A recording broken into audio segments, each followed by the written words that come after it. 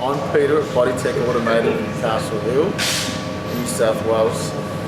Sam's just asked me to have a brief talk to tell you what I got out of the last live conference. And the thing that grabbed my attention immediately was Michael McQueen's talk on change and consolidation. If you're not prepared to change in the industry, you might as well pack up and go home because you won't survive.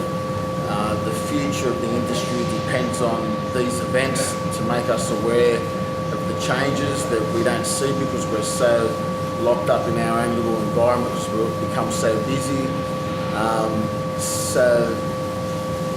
I personally, after the event, I've come to work the next day. I've made changes in the business that have benefited the staff, the customer, the profits of the business.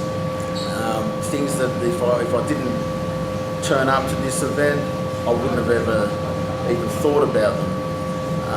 We had speakers from the UK that just blew me away. It makes us aware of what's happening overseas, and let's face it, in 4 years' time, the same changes will happen in Australia. So it's given us a thumbs up what the guys over there are doing, and we can make those changes in advance here and gives us one step ahead. One of the other things that I got out of Michael McQueen's talk was he had a few quotes that came up, and I took photos on my phone, and I found it was very important to put these quotes up in the office and in the workshop just to make all the guys and the office staff aware of how important change is.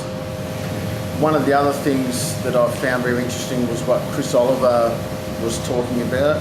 He's a repairer in the UK, and he said that he makes one change every week into his business, which gives him 52 changes a year.